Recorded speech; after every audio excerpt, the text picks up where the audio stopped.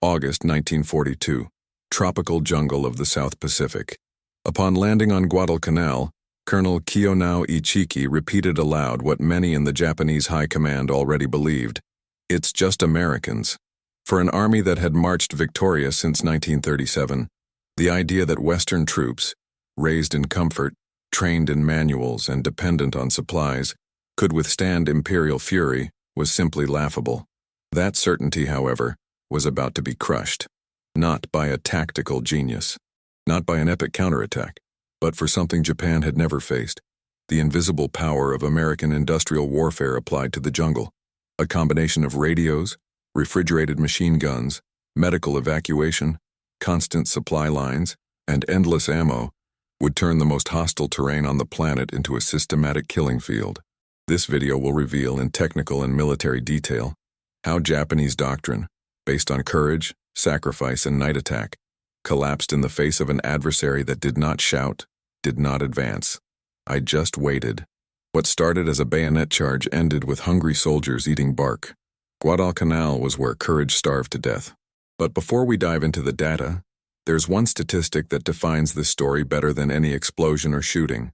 Of the more than 36,000 Japanese troops sent to Guadalcanal, only 11,000 were evacuated alive, and of these, just over 7,000 were able to walk.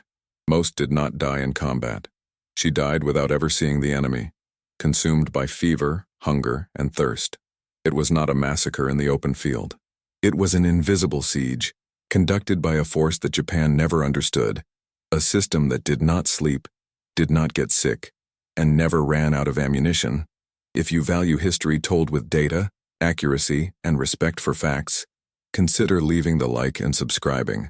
This helps the channel continue to reveal the truths that the war has hidden beneath the jungle.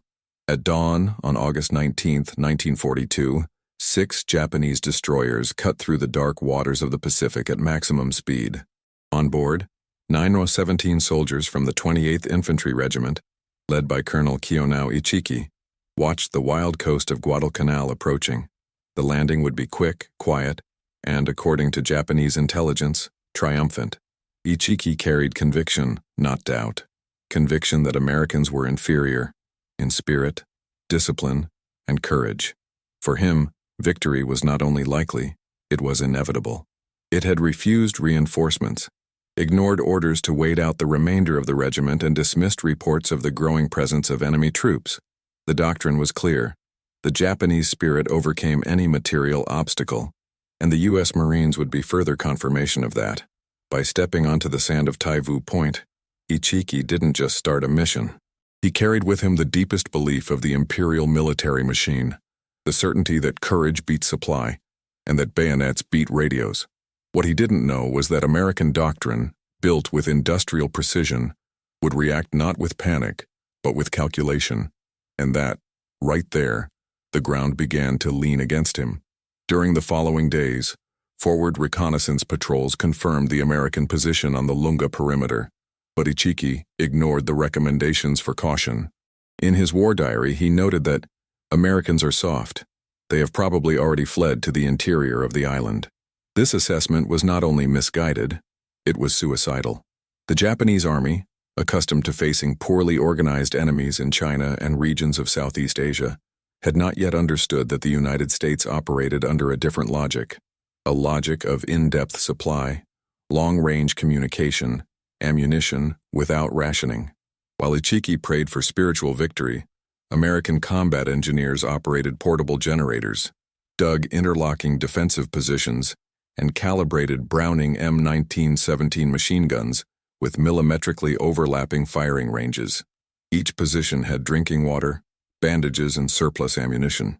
Each squadron knew exactly where the artillery would fall if they called for fire. What the Japanese saw as weakness was actually the quiet preparation of a trap. Ichiki's strategic snub was not isolated. He came from above. The command itself in Rabaul believed that there were no more than 2,000 Marines on Guadalcanal, poorly trained and with scarce supplies. But that estimate ignored a key logistical fact. The American system had landed 11,000 Marines in just 24 hours, protected by 48 warships and supported by a quasi-operational airstrip. Japan underestimated America's ability to project power, and he would pay for it with lives. In industrial terms, the contrast was brutal. By 1942, the United States was producing more than 50,000 military vehicles a month, while Japan could barely deliver 1,000. Every hour, the American war effort delivered new radios, ammunition, waterproof tents, and complete combat rations. Ichiki's troops, on the other hand, landed with dry rice, no medical support, and no replacement capacity. For those who are surprised by this statistic, comment below. Logistics wins. On the 20th, the Marines received the news. A Japanese force had landed to the east and was approaching. General Alexander Vandegrift, commander of the 1st Marine Division, ordered reinforcement of defenses along the Tanaru River, or what the Marines mistakenly called the Ilu River. Barbed wire was extended, positions were reviewed, and artillery was calibrated to cover the sandbar crossing. The machine guns were cooled with water. The cartridges were piled up. At night, the Marines did not sleep. Waited. They had already learned in the previous weeks that the Japanese army would come in force, but with no plan to withdraw. The Japanese would attack as they always have, shouting en masse for honor. But now they would face an opponent who did not shout, that he only calculated. By the very moment Ichiki was positioning his men for the attack, the Americans had already set their line of fire. It was only a matter of time before mathematics found bravery. What would come in the next few hours would be recorded as one of the most one-sided defeats in the history of the Imperial Japanese Army.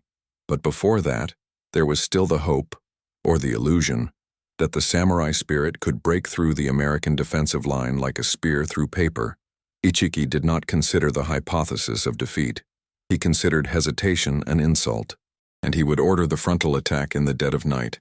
What he didn't know, and what all of Japan was about to discover, was that the battlefield of Guadalcanal respected no honor.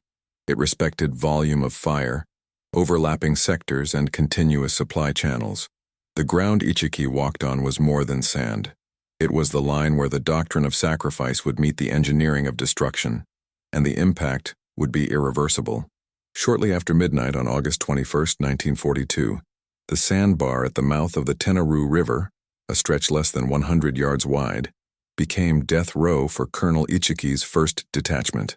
On command of the attack, hundreds of Japanese soldiers advanced in dense formation, shouting banzai in unison, confident that the momentum would break through enemy lines. It was a tactic that had worked in Manchuria, in the Philippines, in Shanghai, but not there. The ground on which they were walking had been mapped, cross-referenced, and millimetrically measured by American teams days earlier. In front of them, water-cooled M19-17A1 machine guns kept the barrels cool, allowing continuous fire at 600 rounds per minute. 3 were positioned in a crossfield, protected by sandbags and supplied by boxes of ammunition that never ran out. Each position had a 3-man team, a gunner, a loader, and a feeder, all trained to keep functioning even under fire, even under pressure, even under desperate advance. And on the left side of the line, 2 37mm M3 anti-tank guns carried canister-style ammunition, essentially giant shotgun shells. When fired, they turned the sandbar into a wall of shrapnel. What the Japanese called the will to die found something new there: defensive engineering. The first wave was obliterated within seconds. The second tripped over the bodies of the first. The third advanced by pure doctrinal automatism. At the end of the first hour, the ground vibrated not with screams, but with the impassive repetition of the cycle: advance, fire, fall. Some soldiers managed to cross the sandbar, but when they reached the American line, they found barbed wire, secondary positions, and concentrated fire from M1 carbines, frag grenades, and Colt .45 pistols. Hand-to-hand combat, so valued by Imperial doctrine, was punctual and desperate. The Marines did not expect to win by bayonet. They won by overlapping layers of defense, control of the terrain, and redundancy of ammunition. At one point in the early morning, Marines reported burning their hands when changing the barrels of their machine guns. But they didn't stop. While the Japanese bled for conviction, the Americans resisted for doctrine. Each position had substitutes. Every gun, spare parts. Each sector, a contingency plan. The American line of defense was not heroic, she was methodical. At dawn, the field in front of the Marine positions looked like an organized cemetery. It is estimated that more than 770 Japanese soldiers died in the first 4 hours. Among the survivors, few managed to retreat. Many crawled into the bush, injured, trying to escape the inevitable. And then came the counterattack. At 9 a.m., 5 M3 Stuart light tanks crossed the sandbar with infantry cover, systematically sweeping through the coconut groves. Smoke grenades were thrown to protect the advance. The tanks used coaxial machine guns and 37mm cannons to eliminate pockets of resistance. War correspondents reported that the forest let out muffled screams before returning to silence. Among the dead was Colonel Ichiki himself. Reports differ. Some claim that he committed suicide by burning the flag of his regiment. Others that he was killed in combat. Irrespective of, his doctrine died with him.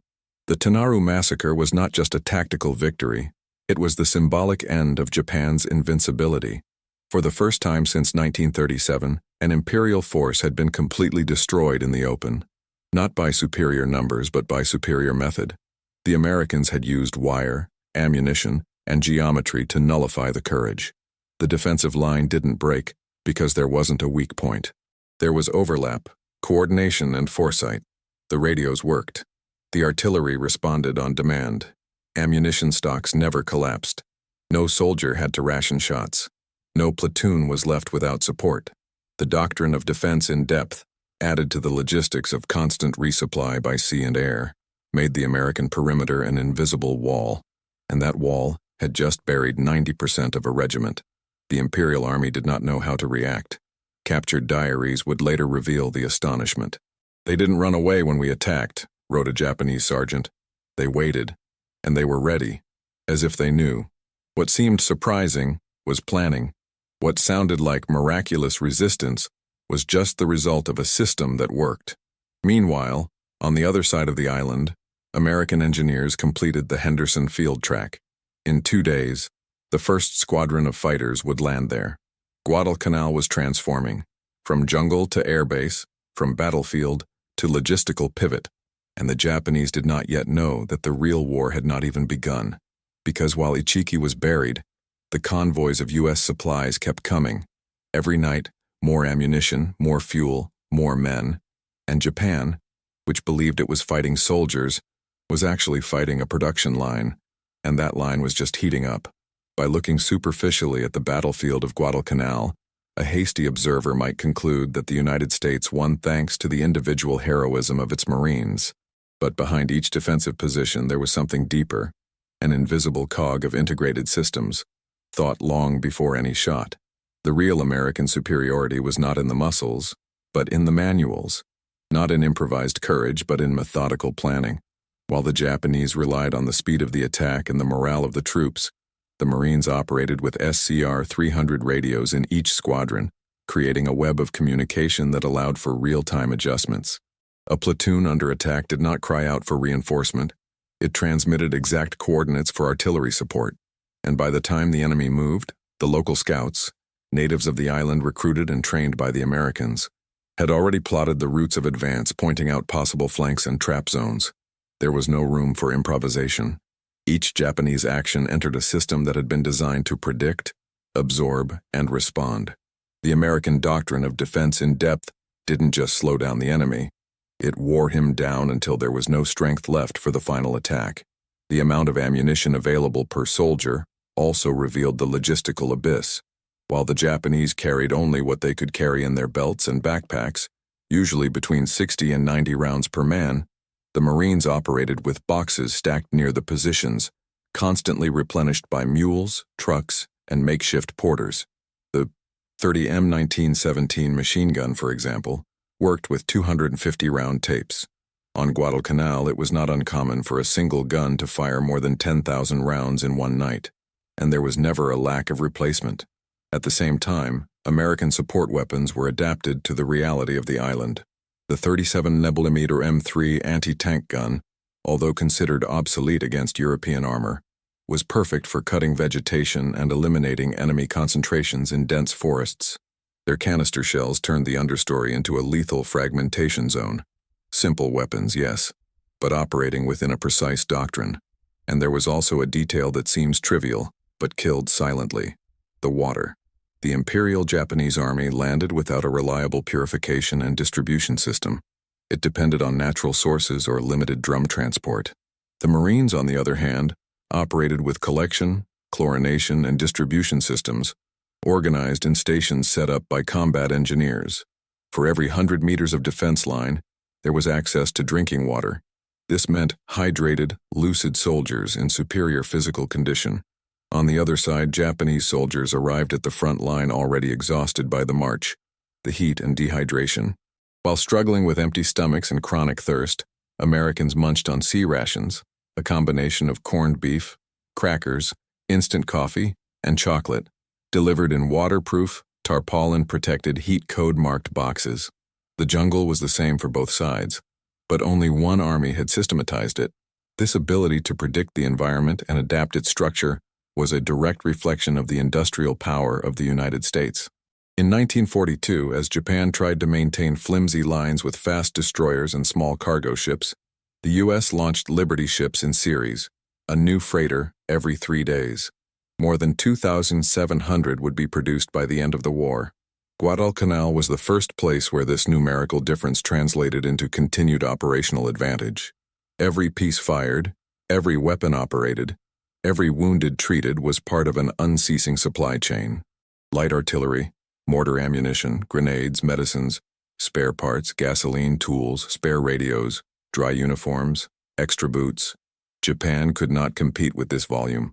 And worse, he didn't want to compete. Japanese doctrine saw supply as an accessory, not as a central element of war. The belief that the soldier's spirit would overcome logistical deficiencies had been taught in imperial military academies for decades. But on that sandbar, in front of a line that never retreated and weapons that never ceased, that spirit began to crack. And then there was heaven. On August 22nd, the first American fighter landed at the newly completed Henderson Field. It was an F-4F Wildcat, operating on an improvised but functional runway. The next day, 3 more planes arrived. Within a week, the base operated 31 aircraft, fighters, dive bombers, and reconnaissance planes. Japan had lost control of the air without realizing it. Now, during the day, any attempt to send reinforcements or supplies by sea would be intercepted. The so-called Cactus Air Force, composed of rotating squadrons from different fronts, provided constant air cover for ground operations. Troops could call for radio attack. Pilots knew targets based on predefined coordinates. The Imperial Army, which operated with little or no direct air communication with the fronts, was witnessing the emergence of a new type of warfare, real-time coordinated warfare. On Guadalcanal, the United States tested and proved its doctrine of modern warfare. It wasn't about having more soldiers. It was about having more systems. It wasn't about shooting better. It was about knowing when, where, and with what intensity to shoot. The victory at Tenarú was not the work of improvisation, nor of a miracle. It was the logical result of a gear powered by factories, operated by logistics, maintained by discipline, and executed with precision. And Japan, for the first time, faced something it could not understand. An enemy that did not rest because it operated by shift. An enemy that did not retreat because each man had another behind. An enemy who, instead of shouting banzai, simply opened a box of ammunition and continued shooting. But as the Americans consolidated their presence on Guadalcanal, the Japanese high command refused to accept the gravity of the defeat. For them, Ichiki had failed, not doctrine. The answer? Send more men, more frontal attacks. Another attempt, and this new commander, a believer in the spirit and blind to reality, believed that he could regain what Japan had lost. His name was General Kawaguchi, and his offensive was about to repeat, on a much larger scale, the fatal error of the samurai doctrine. General Kawaguchi landed on Guadalcanal with a simple goal: to erase what Ichiki had stained. He brought with him more than 5,500 men, divided into experienced regiments, many of them veterans of the Malayan and Burma campaigns. There was conviction in his march. But there was also a new enemy, silent, impersonal, and constant. An enemy that wore no uniform, wielded no rifle, obeyed orders, and did not cease at nightfall: the jungle itself. Unlike the jungles of Southeast Asia, where the Japanese army maneuvered with dominance, Guadalcanal's vegetation was treacherous, wet, infested, and deadly. The maps were inaccurate, the trails evaporated in the mud, and the air carried disease with every breath. Kawaguchi's march, even before he met with the U.S. Marines, was already accumulating casualties caused by malaria, dysentery, skin infections, and thermal exhaustion. In some platoons, a third of the men fell ill before firing a shot. The Japanese doctrine, based on rapid movement and coordinated attacks, sank into the mud before it got off the ground. Meanwhile, the Americans were also in the jungle, but in a different way. They did not face it. They systematized it. The engineering teams had opened strategic clearings, drained flooded areas with improvised canals, raised shelters with bamboo structures and waterproof tarpaulin, and distributed quinine preventively. Each Marine was given clear instructions on basic hygiene. Open wounds were treated with antiseptic powder. Clothes were changed and dried whenever possible, and water was boiled or chlorinated at fixed stations. The defensive positions relied on organized sanitary tanks and medical inspection routines. The jungle was hostile, yes, but it was less hostile to those who knew it with data, not courage. On the Japanese side, there were not enough medicines, no water purification equipment, and no sanitary plan. The belief in the moral endurance of the Japanese soldier replaced technical investment, but this faith did not prevent the fever. It did not cure the infection. It did not protect against larvae that lodged in the skin in raw flesh. In numbers, the scenario became grotesque. It is estimated that more than 50% of the Japanese force employed on Guadalcanal was struck by malaria at some point in the campaign. Among Americans, despite the same climate and geography, this number was less than 20%. Not because the American mosquito bit less, but because the American army treated, prevented, and recorded. The irony of the story is that the solution was in front of them. It was possible to resist the jungle, but it was necessary to do what Japan refused to do: treat logistics as a priority. If you're enjoying unraveling these facts, show your support. Like and subscribe so we can bring you more in-depth content. As the Japanese crawled through dense vegetation, drained by disease and a diet of rationed rice and raw leaves, the Marines were receiving canned beef, salt tablets, vitamins, and clean water delivered by mules, boats, and men. Each morning, 200-liter barrels were distributed on the lines, accompanied by precise instructions on consumption and rationing. The logistical effort was as constant as it was invisible. Every time a Marine ate, drank, or urinated on a regular basis, there was a ship, a pilot, or a radio operator making sure it was possible. The Japanese, on the other hand, stuck in the doctrine of sacrifice, saw their soldiers faint before entering combat. Intercepted reports would later reveal extreme situations: men hallucinating fever, officers stabbing soldiers in a fit of delirium, and even cannibalism among isolated patrols. The jungle, rather than neutral ground, had become part of the battlefield, and the Americans had recruited it for themselves. And then came the planning of the offensive. General Kawaguchi, after days of marching in hellish conditions, decided to divide his force into 3 columns, with the aim of outflanking the Americans and attacking Henderson Airfield from the south, through mountainous terrain. But again, time, climate, and nature acted as enemies. The columns got lost, couldn't communicate, and arrived at the point of attack at different times, breaking the element of surprise. The Americans, for their part, knew exactly where the enemy would come from. Scout patrols, Allied natives, and reconnaissance planes had mapped the enemy advance. The coordinates were passed on by radio to the artillery, and as the Japanese began to climb the slope that would take them to Henderson Field, they encountered the unexpected. 830 Marines under the command of Lieutenant Colonel Merritt Edson, positioned on the crest of a wooded hill that would soon go down in history as Edson's Ridge. Over the next few minutes, these men would face more than 3,000 Japanese soldiers, worn out, sick, but still determined to attack with bayonets and grenades. What was about to happen would not be just another American defense. It would be the consecration of a doctrine. And once again, courage would stand up to the system. This time, on a hill that would never forget the sounds of the night. The Tanaru massacre did not generate a doctrinal reassessment in Tokyo. It generated indignation. For the Japanese high command, the fault was not in the strategy, but in the execution. The error was Ichiki's, not the system's. The answer was to send more men, and fast. During the night, under the cover of darkness and the cover of fighters based at Rabaul, Japanese destroyers began a supply and transport operation known as the Tokyo Express. Its goal, to land more than 5,000 additional troops on Guadalcanal, reinforcing the operation's new commander, General Kiyotake Kawaguchi. He brought with him experienced units, light artillery, sapper teams, and the conviction that now, with superior numbers and positioning, the retaking of the island was only a matter of time. The target was clear: Henderson Field, the heart of the American air presence in the South Pacific. Kawaguchi didn't see the Marines as invincible, just lucky. And now, the surprise factor, according to him, would be on the Japanese side. Kawaguchi put together an elaborate plan.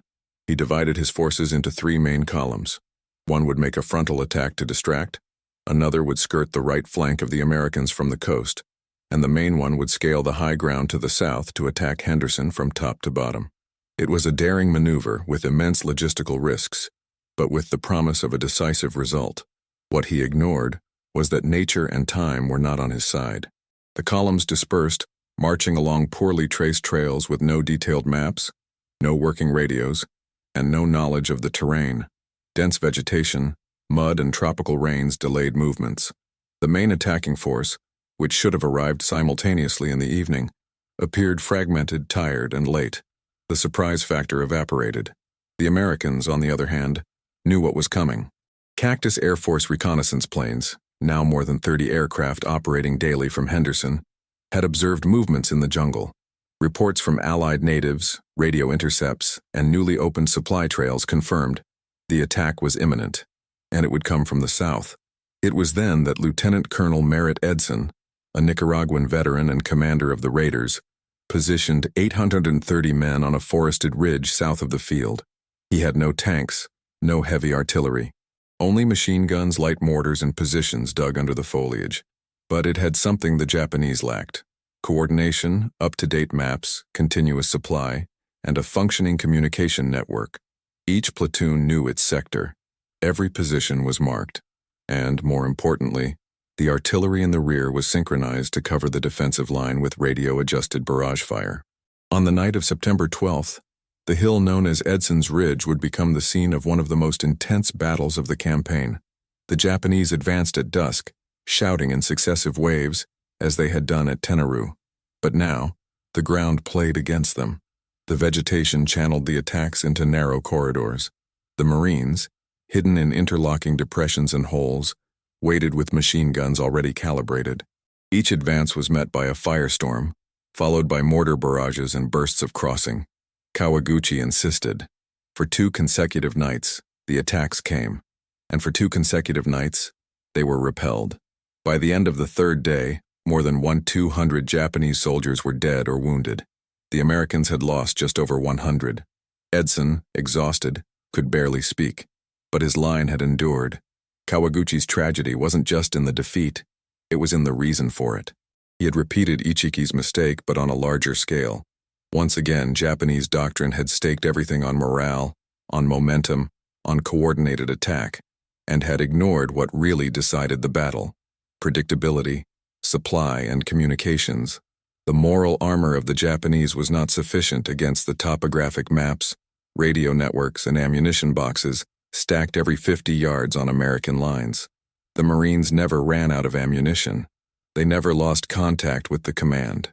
They never advanced without knowing where they were going. Japan, for its part, marched in the dark, literally and strategically. The impact of the defeat reverberated in the Japanese command, but not in the expected way. Instead of revising the doctrine, the terrain, the weather, and chance were blamed. More troops would be sent, more attempts made, more lives sacrificed. Meanwhile, the Americans further consolidated their position. Each failed Japanese attempt resulted in a stronger, more supplied, more entrenched American line. The Henderson Field was still operating, and now, with constant air cover, any Japanese ships attempting to approach during the day were sunk before unloading. General Kawaguchi, upon being evacuated weeks later, reportedly told a colleague, "They knew everything, where we were, where we would come, even when we would attack." It wasn't magic, it was doctrine. And at the heart of this doctrine was an invisible element that would decide the fate of the campaign, a dirt track built by American engineers, which even under daily bombardment, it never stopped operating. And it was there that the next turning point would begin to take shape, because what was to come was not another Japanese attack. It was the systematization of an American defense that would turn Guadalcanal into a symbol of modern warfare. On the night of September 12, 1942, darkness over Guadalcanal was absolute. No moon, no star, just the saturated humidity of a jungle that breathed like a living organism. High on the southern ridge of Henderson Field, 830 men of Edson's Raider Battalion waited. Some had not slept for 48 hours. Others dug with their hands because the shovels had broken. But everyone knew what was coming. To the south, on trails covered by branches, mud, and roots, more than 3,000 Japanese soldiers under the command of General Kawaguchi prepared the final attack. They were exhausted, dehydrated, and hungry. Still, they would move forward, because the doctrine ruled, and the doctrine did not retreat. At 9:40 p.m., the first wave broke through the forest with deafening screams. Banzai. It was the sound of tradition, honor, and the belief that the bayonet would beat the rifle. But there on that hill, there was no room for glory. Every jungle corridor leading up to the American lines had been mapped out in advance. The M1917 machine guns were lined up in crossed arcs. The 60mm mortars had predetermined angles, marked by stakes and coordinates. The gunners already knew where the loads would fall. Every 20 meters there were boxes of ammunition buried under tarpaulins, protected from moisture. The Marines did not expect to resist with luck. They counted on calculation. For 5 hours, the Japanese attacks came in waves. Kawaguchi had gone all in on the night attack, believing that chaos and darkness would favor his men. But what he found was an invisible wall, built not with concrete, but with doctrine. The Marines operated with cool discipline. They had created retreat zones and secondary lines, coordinated by radio. When a position was overloaded, artillery was fired with chronometer precision. The jungle that had once provided cover for the Japanese now became a trap. The trees exploded with shrapnel. The branches lit up with mortar fire. With each advance, fewer men returned. And by the hour, the hill became more covered with bodies. At dawn on the 13th, Kawaguchi ordered one last charge. It was a desperate attempt. The few men who could still run threw themselves up the hill, screaming, bleeding, stumbling over the corpses of their own comrades. They were met with direct fire from 37mm guns loaded with canister shells. The line of defense did not break, because there was no breaking point. There was overlap, redundancy, predictability. When the Japanese retreated, Edson could barely walk. It was covered in mud, blood, and sweat, but his men still held the line. The Battle of Edson's Ridge was not just a tactical victory. It was the collapse of an idea. The Japanese doctrine, which since 1937 had accumulated victories based on aggression, surprise, and high morale, now stumbled in the face of an enemy that did not react as expected. The Americans did not go broke. They did not run away. They did not waste shots. They counted ammunition, adjusted maps, redeployed forces, and secured each position as part of a larger system. What Japan saw at Edson's Ridge wasn't bravery. It was method. And method, in that type of warfare, was more lethal than any ancestral sword. The impact of this battle was not limited to the soil of Guadalcanal. It echoed the Japanese command, which for the second time in less than a month saw a numerically superior force being destroyed by an enemy organized in depth. But even so, the doctrine would not be revised. On the contrary, Japan would begin to deploy weaker and weaker, less and less supplied troops in an attempt to regain honor. It was the beginning of a cycle of self-destruction. Meanwhile, the United States was learning. For each battle, a report. With each casualty, an adaptation. With each attack, a new protocol. Guadalcanal was ceasing to be a contested island. It was turning into a laboratory of modern warfare. And in that lab, there was a variable that Japan still didn't fully understand. An element that changed everything, that supplied everything, that supplied everything. A geographical point that the Japanese tried to take with bayonets, but which functioned as an industrial machine. His name was simple. Its function, lethal, because at the center of all American resistance was the airstrip that was never destroyed. And now, Operating 24 hours a day, it would begin to turn the tide of war. On the morning that Edson's Ridge nearly fell, a man ran 300 yards carrying boxes of ammunition, with no cover, under continuous fire from Japanese machine guns. His name was John Basilone, a sergeant in Company D. When the line began to crumble, and the gunners toppled over one by one, it was he who kept the two machine guns running, taking turns firing, repairing, and refueling. Sometimes he used his bare hands to remove overheated pipes. Other times he operated alone, dragging the bodies of colleagues to access ammunition. For nearly 48 hours, he withstood successive waves, driven only by discipline, sweat, and precision. He didn't scream. He did not run for glory. It just kept the cycle running. By the time the Japanese retreated, there were more than 1,000 corps in front of their position, and Basilone was still there, with burned hands, sleepless, but alive. He was not a machine, but it had become part of one. On the other side of the same battle, 12 kilometers away, another forgotten name walked barefoot, covered in wounds, with his mouth sewn with bamboo threads. Jacob Vuza, a former native policeman of the island, had been captured by Japanese troops after being seen spying on the movement of Kawaguchi's columns. Tortured for hours, he refused to speak. When they managed to open his mouth by force, they found a tiny piece of paper hidden under his tongue.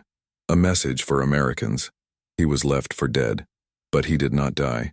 He crawled through the woods, arrived at the base bleeding, delivered the message, and fainted.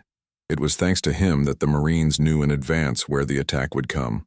Thanks to him, the defense line was repositioned.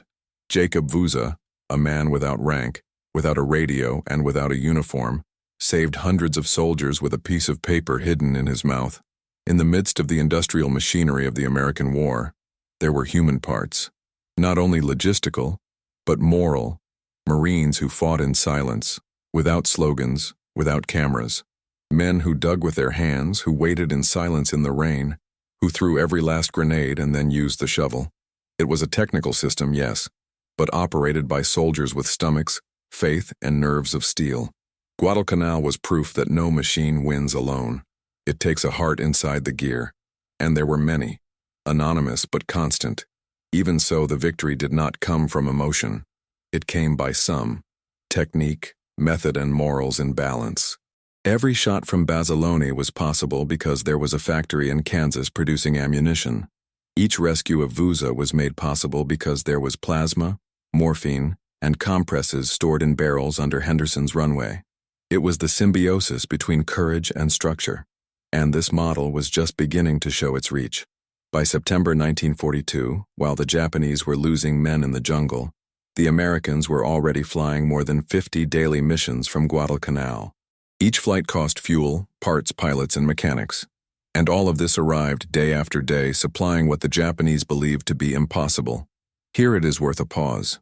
In 1942, the United States produced, on average, 55,000 tons of ammunition per month. Japan, in the same period, produced just over 6,000, a difference of almost 10 times. Now think of every grenade thrown, every shot fired, every mortar fired on Guadalcanal.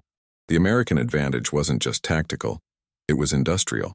If this statistic surprised you, comment below with the phrase, "shocking data." Your participation helps us to continue bringing these hidden truths of war. On the other side of the radio in the Japanese command, the narrative was reversed. Inflated reports, ignored errors, failures attributed to terrain or weather. The doctrine was still sacred. It was still believed that the will was enough. But the desire died of fever. He died of hunger. He died to the continuous sound of machine guns that never heated up.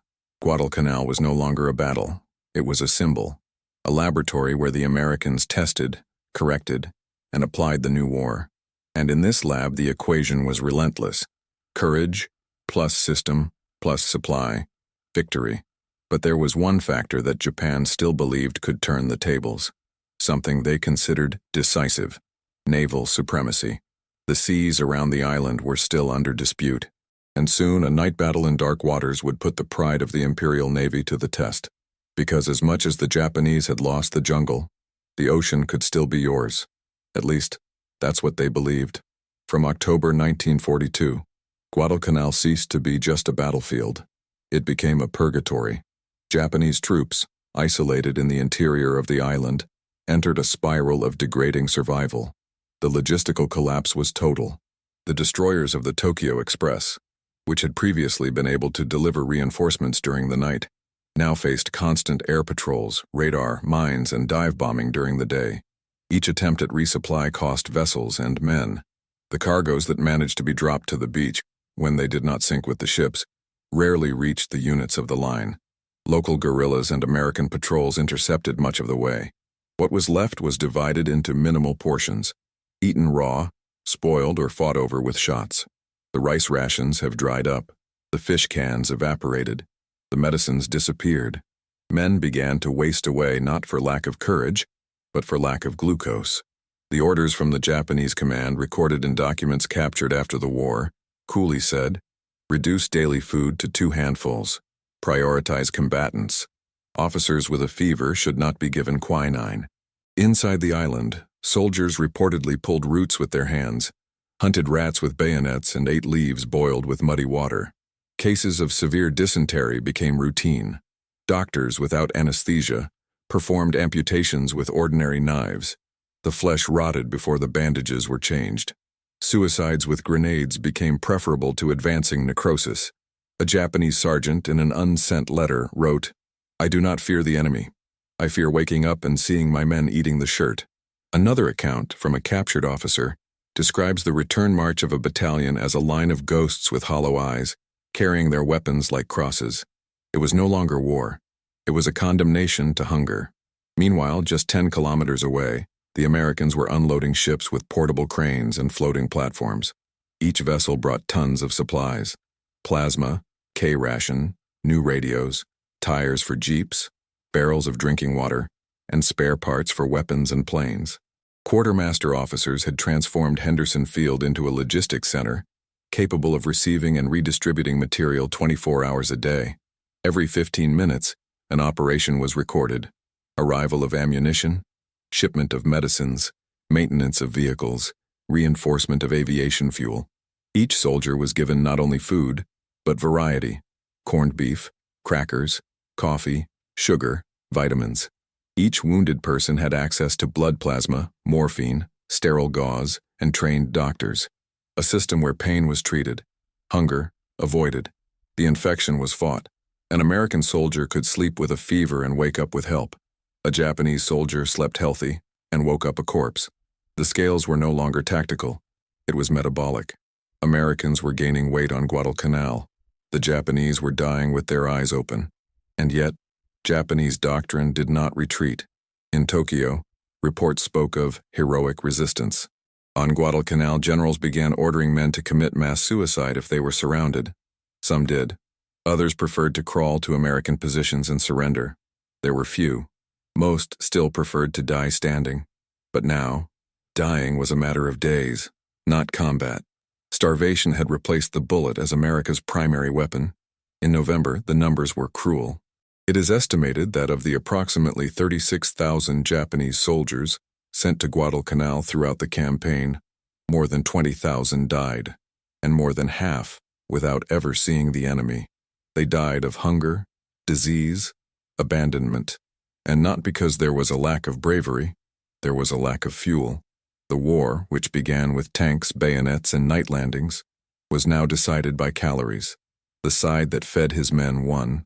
The one who sent orders without rice lost. And Japan still believed that spirit was enough. General Van de Grift, upon seeing Japanese prisoners captured in a skeletal state, told a correspondent, "They are tough, but they are not made of iron." It was the final finding. The doctrine of absolute resistance was disintegrating in the face of American logistics. A country that produced 3,000 trucks a day, that launched a Liberty ship every 4 days, that trained engineers wholesale, that built mobile hospitals with 200 beds. He was not fighting the same war. Another one was fighting. A war where shooting was the last stage of a process that began in factories, spreadsheets, and warehouses. And if all this already seemed unbearable to the Japanese command, there was something even more devastating on the horizon. An element that would come from the sea.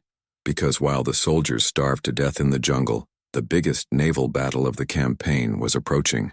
And for the first time the Japanese would see their biggest ships face something invisible: radar, automated fire control, real-time air-sea coordination. And this time, it would not be the earth that would betray them. It would be the ocean itself, which they always believed they dominated. In the diaries found on Japanese corpses after the fighting of September and October 1942, one phrase began to repeat itself with unsettling frequency: "It's like striking stone." Another appellant said, "They don't sleep. They don't break." Japanese doctrine, built on the conviction that spirit and sacrifice could break through any Western defensive line, was beginning to crumble, not at conferences, but in the mud. What the troops found on Guadalcanal were not frail or unprepared soldiers. These were entrenched positions that reorganized themselves even under fire, units that distributed ammunition under bombardment, and platoons that, even with casualties, maintained the rate of fire. The night raids, which had been the Imperial Army's most feared weapon, now returned like nightmares. The Japanese advanced screaming. The Americans, silent, waited, and then they opened fire, always with precision, always with reservations, always with reinforcement coming from behind. The psychological impact of this relentless resistance was profound. By then, the Japanese force had faced ill-equipped British troops in Malaya, disorganized Dutch in the East Indies, and isolated American garrisons in the Philippines. But Guadalcanal was different. Here, each platoon felt like part of something bigger. A firing rifle was supported by a ship refueling at sea, by a runway operating in the rear, by a radio transmitting in real time. There were no loopholes to exploit. There was no visible tiredness. The war of attrition, which Japan never imagined waging, was being coldly won by the Allied machine. It was a war of gears, not of screams. The perception that the Americans would not break began to erode Japanese confidence. In a diary excerpt dated October 3rd, a lieutenant writes, "We fired at them for hours. They didn't move. When we attacked, they were more numerous than before." Another reports, "They look like machines.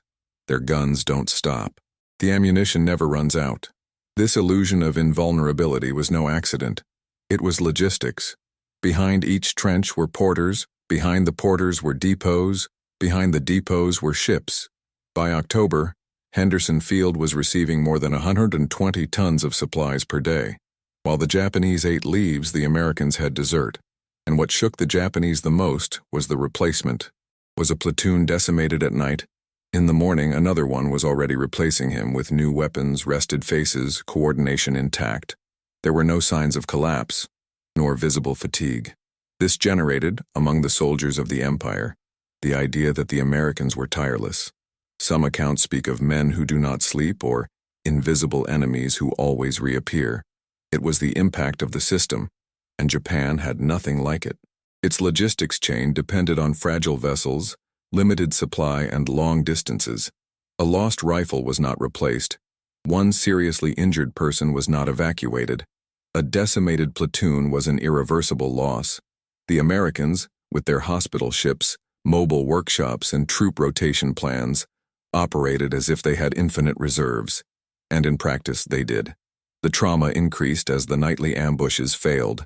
Before, a banzai cargo was feared. On Guadalcanal, it had become suicide. The Americans waited on the ridges, with water-cooled M1917 machine guns, capable of firing thousands of rounds without locking. Ammunition brought by jeeps, stored in sealed drums, arranged in numbered positions. The shooting ranges were overlapping. The lines, interconnected. When the Japanese advanced, they did not encounter hesitating soldiers. They found statistics, and the statistics were lethal. At Edson's Ridge, for example, a single platoon fired more than 15,000 rounds in 3 nights. Japan had neither the resupply capacity nor the production volume to compete. His soldiers knew this, and this knowledge, even without being told, broke them inside. Moral collapse was inevitable. The belief in invincibility, so cultivated since the invasion of China, now slammed into the rock of reality. It wasn't just hunger. It was the perception of uselessness.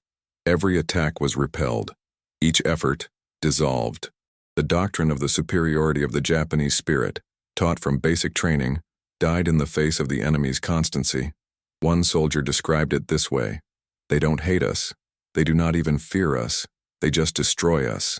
This, more than any bomb, eroded morale.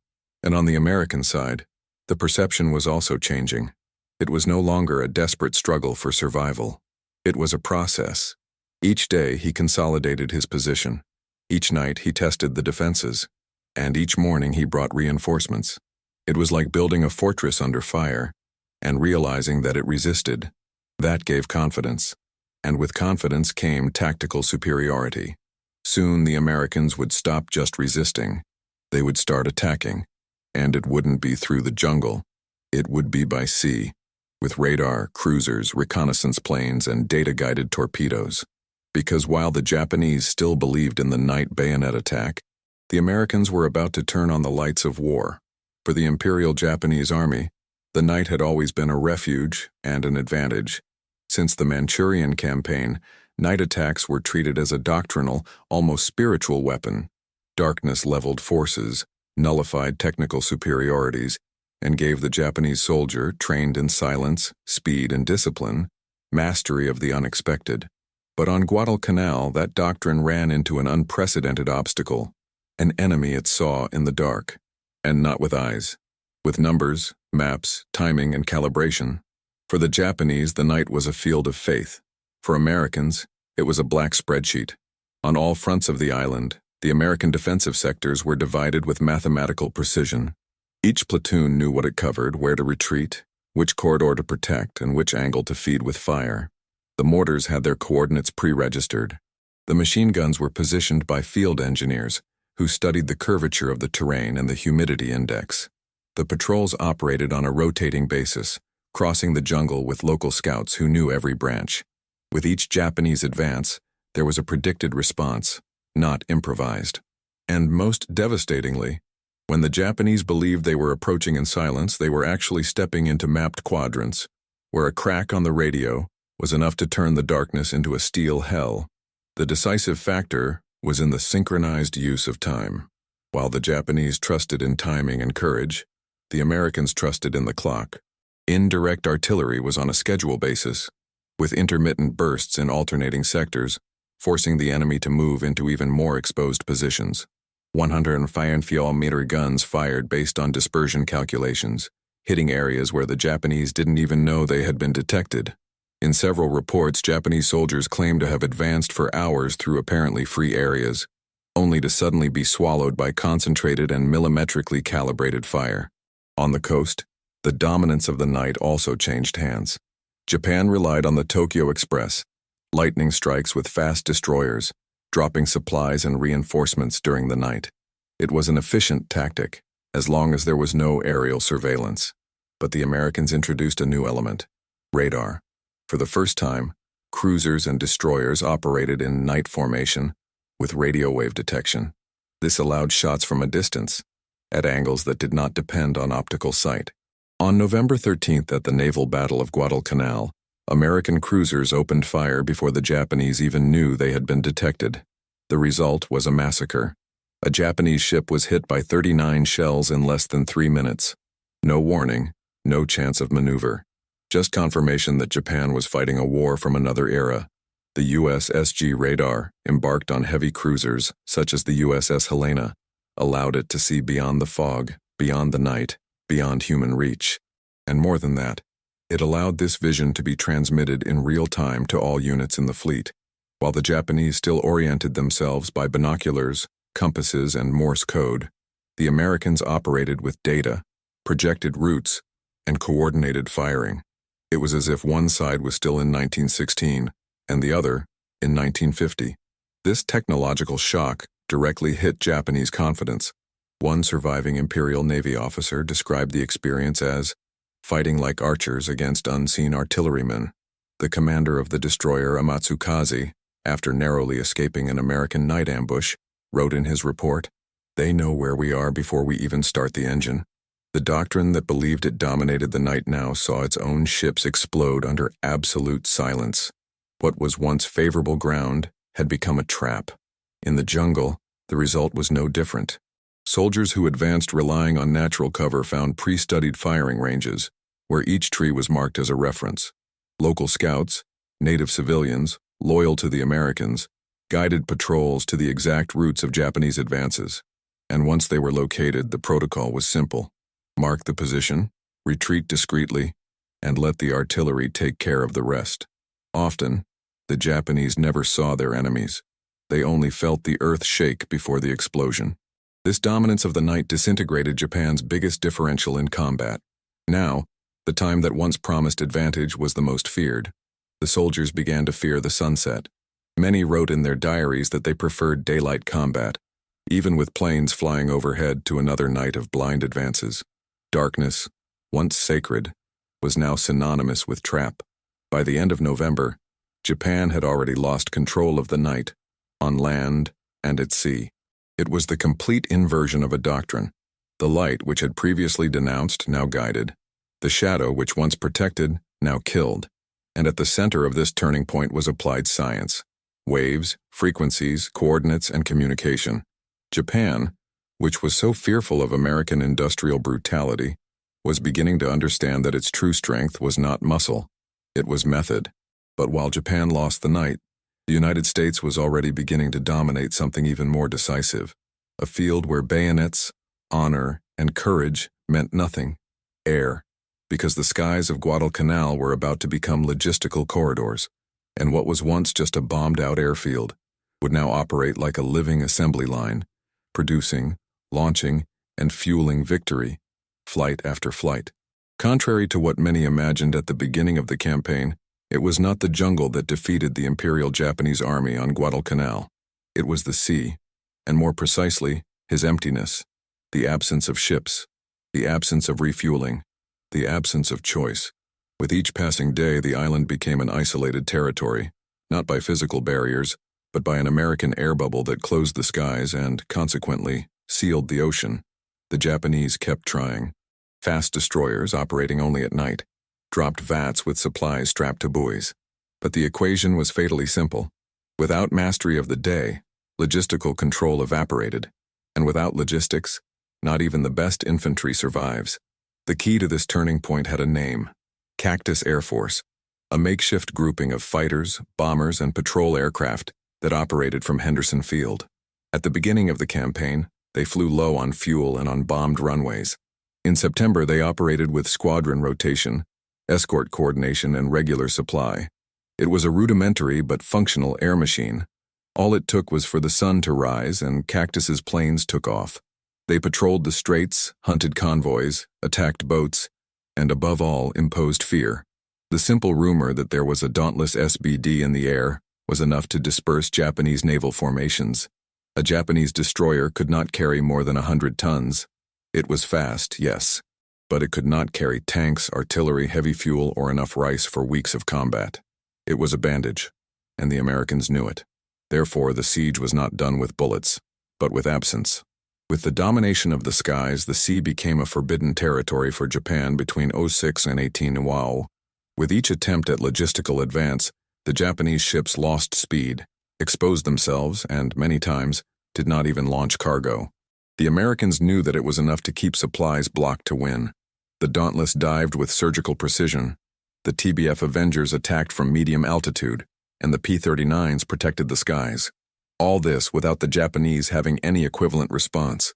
Their fighters, when they could operate from aircraft carriers, had no range or volume of fire to protect convoys. And when they managed to protect, they couldn't maintain. The dominance of the air was not only offensive, it was logistical. It was an invisible blockade that killed slowly.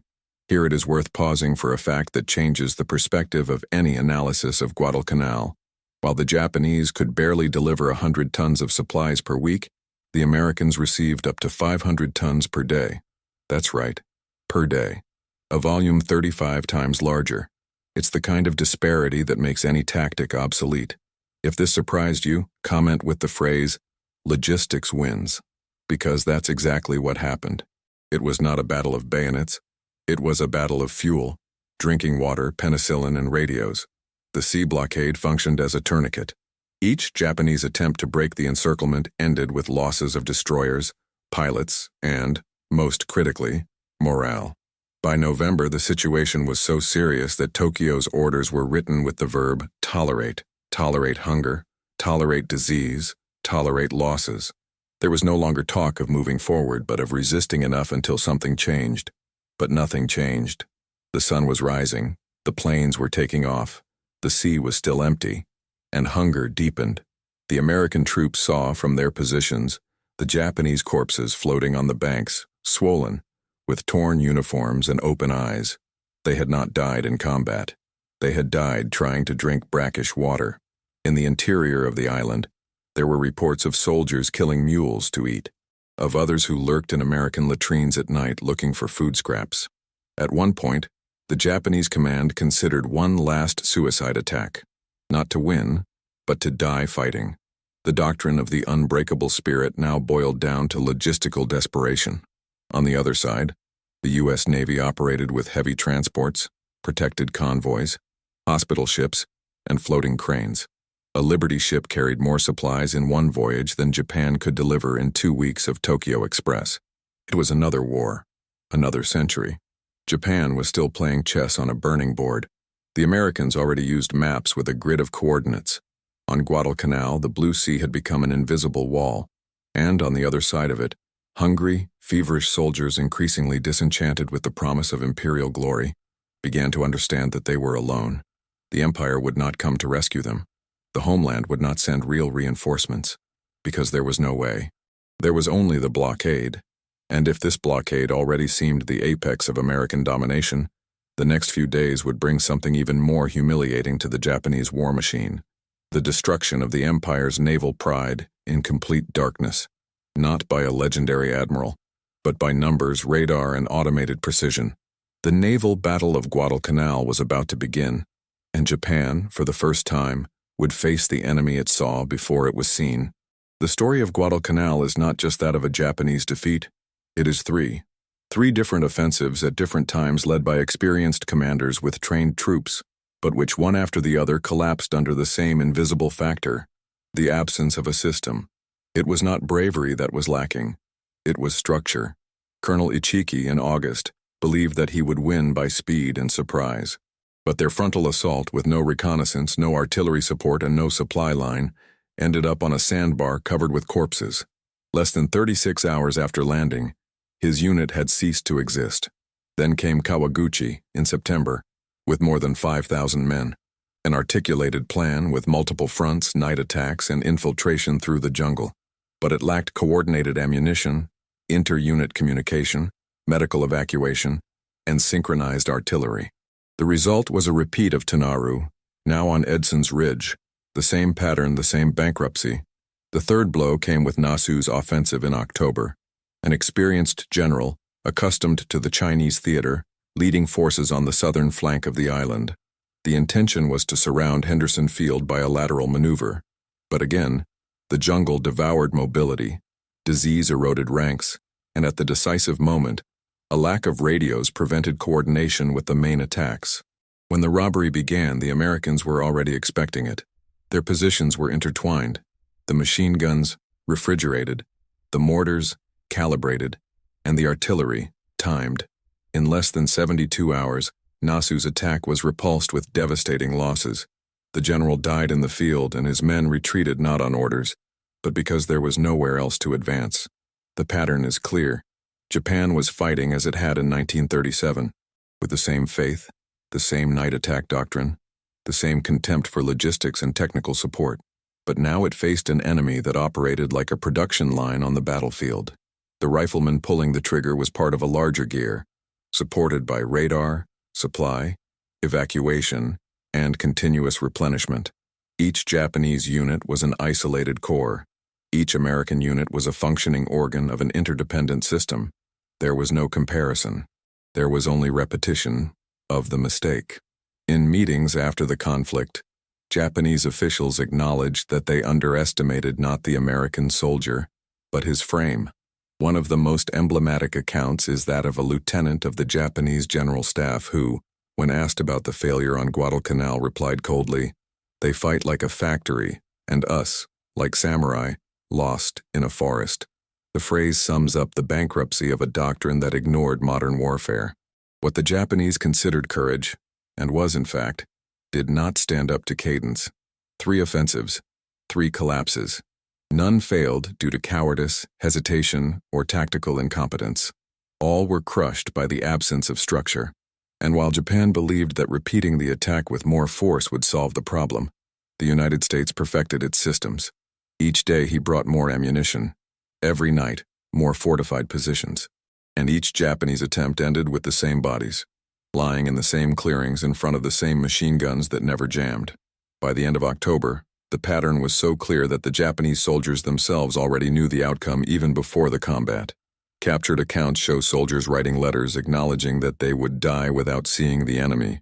The final offensive would be by inertia, not by strategy. It was a ritualistic repetition of a doctrine that had already failed in the field. But as Japan sank into repetition, the United States was about to deliver the most devastating blow not with bullets, but with calculation. Because the next phase of the campaign would not be fought in the jungle, it would be decided at sea. And there, radar, automated artillery, and real-time coordination would not only give the edge, they would give the enemy the feeling of fighting armed ghosts with predictability. The naval battle of Guadalcanal was hours away from starting, and she would not forgive anyone who still saw the war with the eyes of 1937.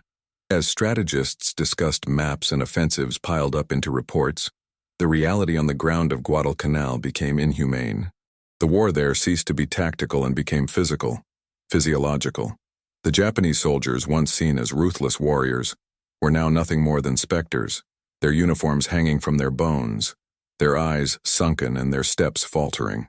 On average, his body weight had dropped from 60 to 35 kilograms. Many could not even carry their own rifles. Each week, new cases of gangrene spread. Each night, one more soldier was left behind, not out of cowardice but out of sheer impossibility of being dragged away. The doctrine of honor called for sacrifice, but there was no longer any body to sacrifice. Malaria was the most constant enemy. Without quinine, the Japanese army was decimated before it even entered combat. In entire battalions, less than 30% of the soldiers were in a condition to march. Dysentery spread in the ditches, fever broke consciousness, and the Japanese camp smelled of putrid flesh, not because of the battle, but because of the bodies that rotted slowly, without antibiotics. Seriously injured people had only 2 options: die of infection, or die by one's own hand. The command, implied or declared, was clear: not to burden the living. In many cases, grenades were given to soldiers who were unable to move. All you had to do was pull the pin when the time came. Hunger even reconfigured morality. Troops began to cook unknown roots, tree bark, bitter leaves. Many died of poisoning. Some reports point to the consumption of mule meat and, in extreme cases, human flesh. The word cannibalism never entered the official reports. But rumors ran rampant among the U.S. Marines who found remains of campfires with charred human bones. It was not gratuitous brutality.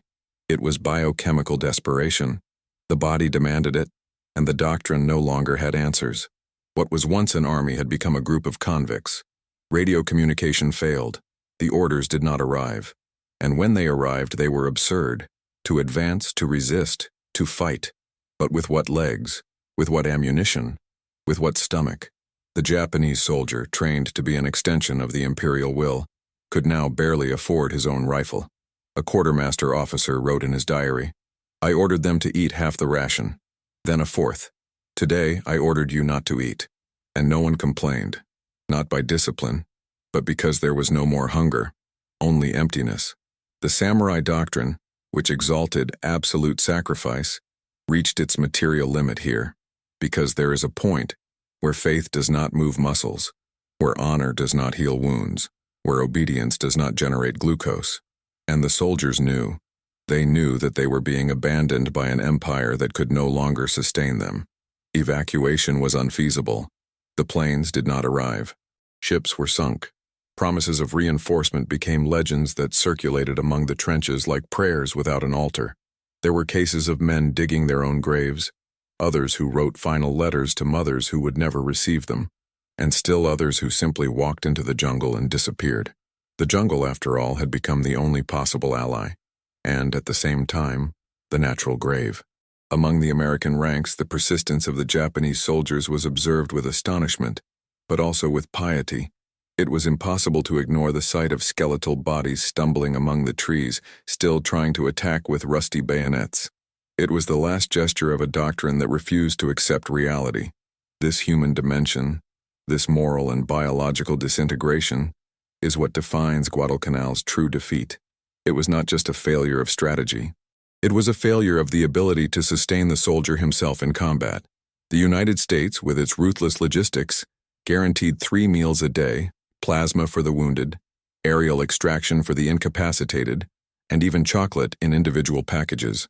On the other side, men died with empty bellies and infected blood.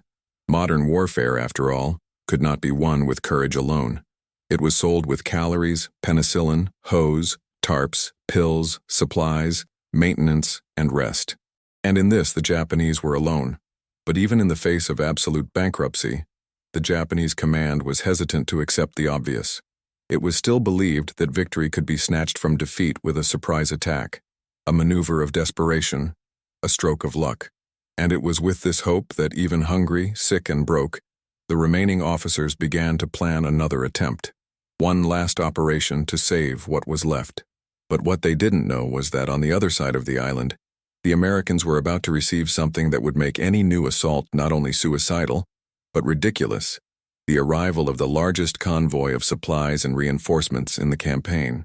Because while Japan dreamed of miracles, the United States sent ships, and the next chapter would be written with tons. While the Japanese soldiers split a spoonful of rice among 3 men, on the other end of the line, the Americans were given canned bacon, chocolate, dried socks, and medicine by appointment. On Guadalcanal, America's strength wasn't just in the rifle, it was in the bale, the ship, the radio, the engine, the syringe, and the unfailing refueling. It was the power of a structure that did not stop. Every 48 hours, a new convoy crossed the Pacific with everything a modern army needed to not only fight, but last. It was enough to look at Henderson Field, attacked, bombed, flooded, and yet operational, because there were engineers with shovels, mechanics with parts, operators with portable generators, and tractors moving mud. In any condition, the machine worked. The radar operated, the radio transmitted, the ammunition arrived, the system breathed. For the Japanese, it was something incomprehensible. They did not understand how a runway destroyed in the morning returned to operation in the late afternoon. Like a broken machine gun, it was replaced in minutes, as a seriously injured person was evacuated by plane on the same day. As each unit received up-to-date maps, accurate orders, artillery coordinates, and to top it all off, hot coffee. The answer lay in the ecosystem. The United States had transported the concept of the production chain to the jungle.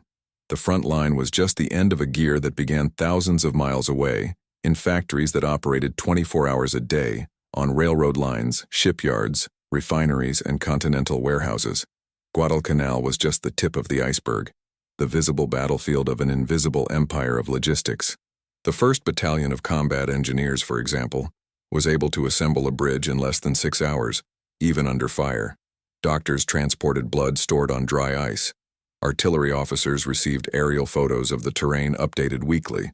Planes like the C-47 Dakota made accurate deliveries even under siege, and when communications failed, there was redundancy. Trained messengers, mirror signals, buried cables.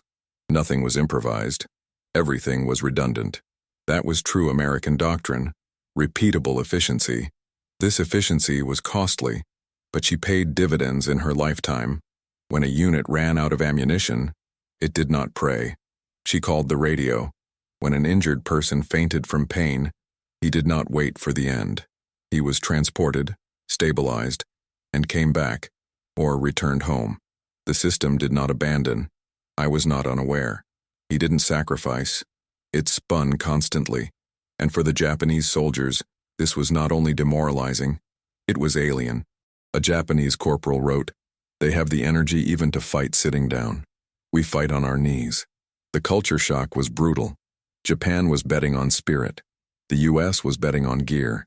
And on the battlefield, gear wins faith. The irony of this story is that the solution was in front of them.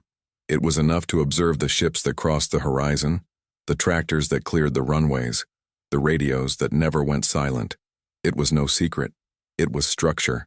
If you're enjoying unraveling these facts, show your support. Like and subscribe so we can bring you more in-depth content.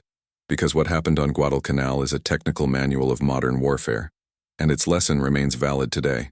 While the Japanese tried to hold positions with 5-shot rifles and rusty bayonets, the Americans distributed light machine guns, SCR-536 radios, 80mm mortars, and grenades with adjustable fuses. Each platoon had a map. Each platoon had a code. Each platoon had someone to replace it in case of casualty. It was a system designed to continue even when parts failed. Did a machine gun jam? The operator stepped back and was replaced. A radio went down? Another was already in operation. Did a commander die? His second took over with orders in hand. There was no improvisation. There was a plan. The jungle was not an obstacle. It was a predicted variable. At the end of November, an American convoy arrived at Guadalcanal with more than 10,000 men, heavy artillery, fuel, vehicles, and mail. While Japan tried to deliver barrels adrift, the Americans delivered letters from home, a detail that seems trivial, but that kept alive the emotional connection between the soldier and his purpose. And perhaps this is the most devastating point. While the Japanese were struggling to survive, the Americans were already thinking about returning home. Because they could. Because they knew that the system would not break.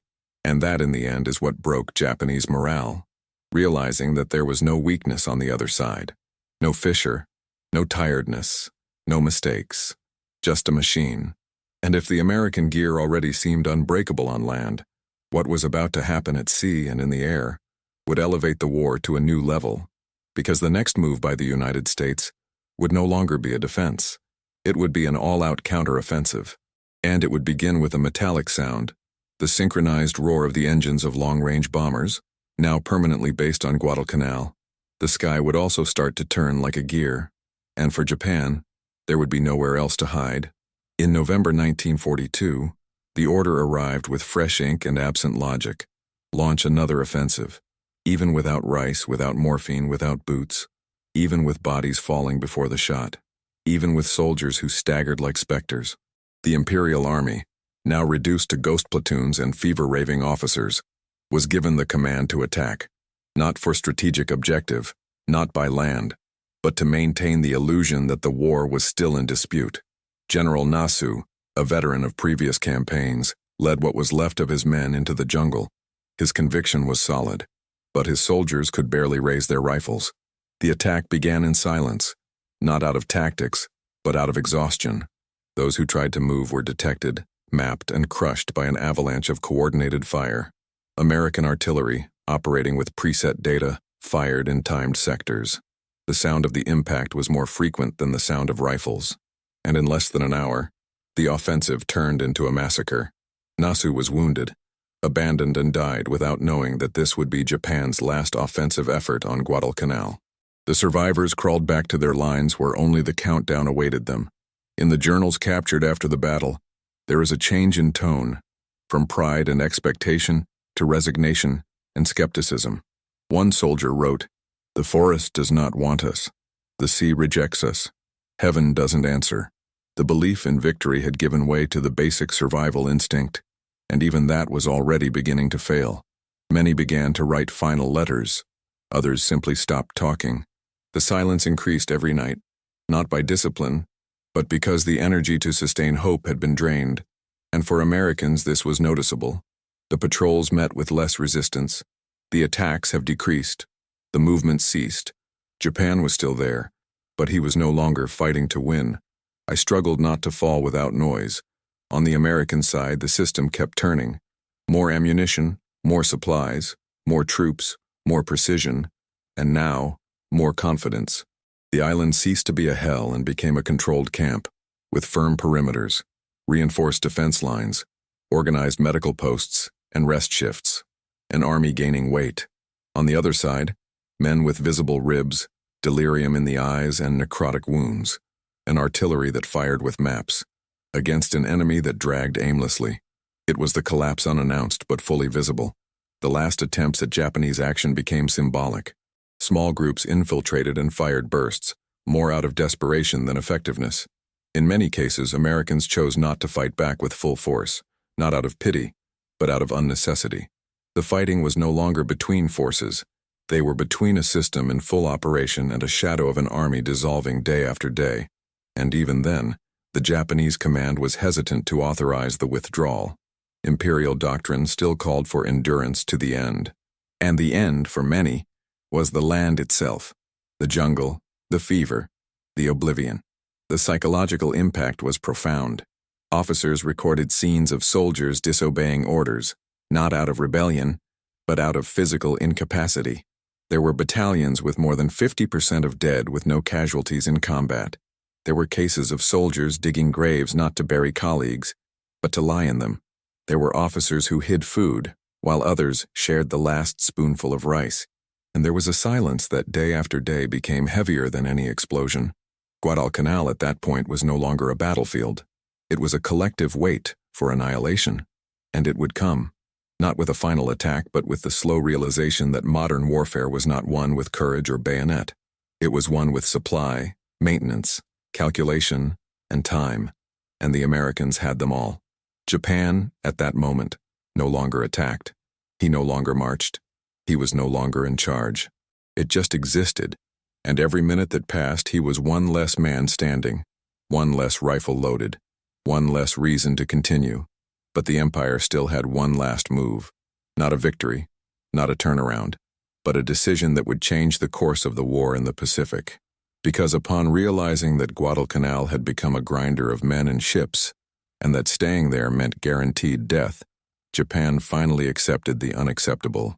And in the silent corridors of the general headquarters in Rabaul, an order began to be written that until then was unthinkable. Evacuate, not by strategy, but out of exhaustion. And what would follow would show that even for empires, there is a point at which dying ceases to be useful, and retreating becomes the only way not to disappear. During 3 dark nights in February 1943, fast craft cruised the rough waters south of the Solomon Islands. They did not carry reinforcements. They did not bring supplies. For the first time since the beginning of the war, the Imperial Japanese Navy did not come to attack, but to retreat. It was Operation K, the name coded for the unthinkable, the evacuation of Guadalcanal. Destroyers, normally used to launch torpedoes, now carried broken men. There was no ceremony. There was no glory. Just the muffled sound of engines and the smell of sick bodies. By February 7th, when the last boat left the island, 10,652 Japanese soldiers had been rescued.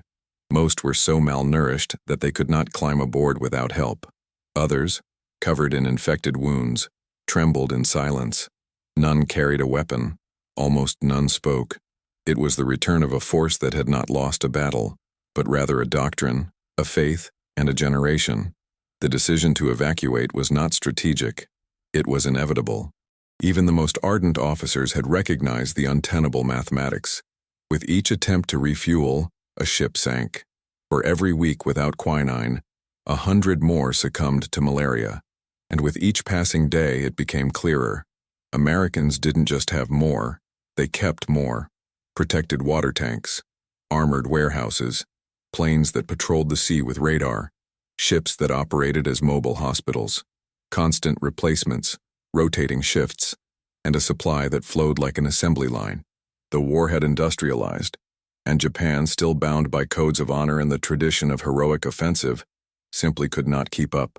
At the headquarters of the general headquarters in Rabaul, the news of the evacuation was met with silence. There was no atmosphere for speeches, nor space for advertising. The order to withdraw, previously considered heresy, was accepted with the weight of a terminal diagnosis. It was the first real, if unspoken, admission that the Japanese Empire could not win a war of attrition.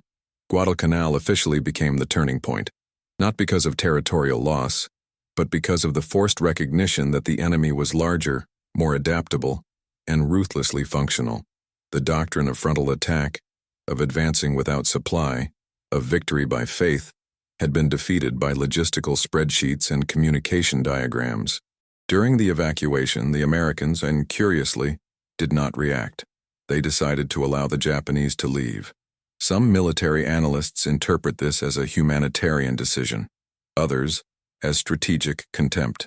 But there is a third reading, more cruel and more real. The United States knew that this withdrawal was not a pause, it was a certificate of defeat.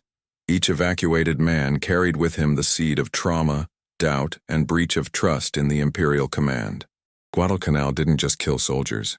It killed the illusion that Japan was invincible, and this, to the American machine, was more valuable than any field conquered. Among the evacuees, the reports were unanimous. No one had seen so much suffering. No one believed it would survive. One officer wrote, "We were not defeated by men. We were defeated by a gear that did not break, by an island that breathed fire night and day, by an enemy who saw in the dark, who ate well, who did not sleep, and who never made mistakes." The Imperial command itself, in reviewing the campaign data, concluded that more than 20,000 men had been sent to Guadalcanal, and more than 14,000 did not return. Most did not die in combat. He died of hunger, fever, malnutrition, or abandonment. A war won without having to win every fight. The logistical cost of the defeat was equally catastrophic. More than 50 Japanese ships were sunk or damaged. Hundreds of planes were lost. And the most serious, the morale of the troops on other islands began to collapse. The intercepted messages showed officers asking for more supplies before it became another Guadalcanal. The word was no longer geography. It became a warning. The island, until then unknown to most of the Japanese population, became a symbol of wear, failure, and abandonment, a ghost that would hover over the entire Pacific campaign. For the United States, Guadalcanal was not just victory. It was a laboratory, the field where tactics were tested, where logistics were put to the test, and where the concept of modern warfare solidified. There it was proven that victory would not come from isolated heroism, but from efficient repetition. That success depended not on a brilliant general, but on thousands of invisible workers in factories 10,000 kilometers away. And that the future of war would not be decided by ceremonial swords, but by cranes, radios, and bombs dropped with millimeter precision. The evacuation of Guadalcanal therefore marks more than the end of a campaign. It marks the collapse of the myth, the moment when even the most fanatical commander had to face reality. The spirit alone does not sustain an industrial war, and what comes next is not celebration, it is consolidation. Because, after Guadalcanal, the United States knew that the road to Tokyo would pass through more jungles, more islands, more resistance, but the formula was already defined, and Japan, even knowing this, could no longer stop it. But there is one last number that has yet to be revealed, a silent fact ignored by many, but which shows the true abyss between the powers, a detail that, when discovered by Japanese analysts after Guadalcanal, caused panic in internal circles of the general staff. A fact that reveals why, even retreating alive, those 10,652 men were already condemned, because while they were fleeing the island, the American shipyards were already producing the next war. In interrogations conducted after the war, Japanese officials did not hesitate to name Guadalcanal as the exact moment when they understood the depth of the empire's strategic error. It was not an ordinary defeat. It was a collapse of perception. Captains, majors, and colonels, men trained under the rigid doctrine of military Bushido, confessed in neutral voices and distant eyes that they had never imagined facing such an enemy. One colonel, in an almost didactic tone, said, "We did not fight against soldiers. We were fighting against a machine. Each enemy unit seemed to know exactly what to do, where to be, how much fire it could expend, and who would come to replace it when it fell." What the Japanese called organization, the Americans called procedure. And this detail, ignored in the war halls of Tokyo, became a sentence on the hot ground of Guadalcanal. The most striking impression, repeated in several testimonies, was that the Americans never ran out. They never stopped. They never hesitated. One Imperial Navy officer even described American logistics as invisible underground tubes, from which sprang ammunition, food, spare parts, fresh men, and even cigarettes. "You destroyed one machine gun," he said, and another appeared in the same place with the same cadence, with the same precision. Night attacks, Japan's favorite weapon, lost effectiveness because the enemy had coordination. They didn't really sleep. Shifts, routines, clear orders. Every Marine knew what to do even if he was alone. The myth of American improvisation has been dismantled. What there was engineering, on a national scale. In the post-war archives, one sentence appears more than once. We lost when we discovered that the Americans supplied their soldiers with ice cream. For the Japanese, that was not a luxury. It was a symbol. An army that could deliver ice cream on a tropical battlefield was an army that controlled logistical variables beyond imagination. It was not about comfort, but about dominance. The war, hitherto seen as a succession of heroic shocks, revealed its true face, a sequence of supply flows, artillery calculations, radio coordination, real-time medical evacuation, and unlimited equipment replacement. Every battle won by the United States was, in fact, won weeks before, in a factory in Kansas, on a railroad in California, or on an assembly line in Detroit. And that, for Japanese strategists, was new. It was definitive. A Japanese general, when asked what surprised him most about Guadalcanal, replied, "They didn't seem to hate it. They fought as if they were fulfilling their duties, without emotion, but with perfection." That was scarier than fanaticism. The American war, unlike the Japanese war, was not made up of rituals, codes, or sacrifices. It was made of engineering, adaptation, and pragmatism. And this realization provoked, among the most lucid of the Japanese general staff, a feeling of helplessness. One lieutenant revealed that when he saw the Americans distributing plasma to wounded people, he had a reality check. We amputated with heated knives on fires. They had transfusions under a tent. What was this war? It was modern warfare, one that Japan did not know how to stop. Another point reported was frustration at the lack of impact of Japanese tactics. Suicide explosions, nocturnal infiltrations, bayonet assaults, all met with a cold and effective response. Preset shooting ranges, silent alarms, synchronized artillery by coordinates. One division commander summed it up. They knew where we were before we arrived, and they shot before they saw us. It was the collapse of the Japanese initiative. The doctrine of constant attack, supported by morality, found the concreteness of scientific warfare. And there, morale was broken, because there was no honor in dying without knowing where the shot came from. There was no glory in carrying grenades to a post that had already been evacuated and mined. There was no heroism in seeing his troops decimated by previously timed bombardments. The psychological lessons of Guadalcanal marked the entire Japanese military hierarchy. The High Command itself, in internal documents, acknowledged that modern warfare is a continuous process, not a series of decisive moments. That was a rupture. Japan, with its samurai tradition applied to mass combat, based its actions on the idea of transformative battles, of moments of rupture. But Americans didn't think so. For them, war was flux. It was the domain of variables, and this was revealed on Guadalcanal, not in a speech but in practice. The island became the bitter school where Japan understood that it would lose not for weakness, but for insisting on fighting a century ago. In private letters, Japanese officials vented with a mixture of envy and resignation. One major wrote, "I wish I had been trained as a Marine. At least he would have survived." Another, already in captivity, confided, "The difference was not the soldier, it was the system." This phrase would become a mantra repeated in later analyses. The American system, capable of making mistakes, yes, but also of correcting, capable of suffering casualties, but also of replacing them in days, able to operate on any terrain because it brought the terrain from home, water, food, electricity, fuel. A war that did not depend on will, it depended on planning. But there is one last lesson that Japan has learned, and it was not technical. It was moral. Guadalcanal showed that faith without material support becomes martyrdom. What courage without supply turns into suicide. That doctrine without revision becomes a trap, and that no empire survives if it ignores the reality of the century in which it fights. The Japanese empire began to crumble in that jungle not out of weakness, but out of pride. And the next episode will show what was left of that pride when he had to bow down before the greatest war factory humanity has ever known. Guadalcanal wasn't just a battlefield. It was a turning point of eras. The Japanese Imperial doctrine, based on individual courage, collective sacrifice, and strategic rigidity, collapsed in the face of something that could not be shot, nor surrounded nor frightened. A system. A war system that breathed through radios, fed through ports, saw through radar, and moved through logistics. At the end of the campaign, Japan lost not only men, it lost an illusion.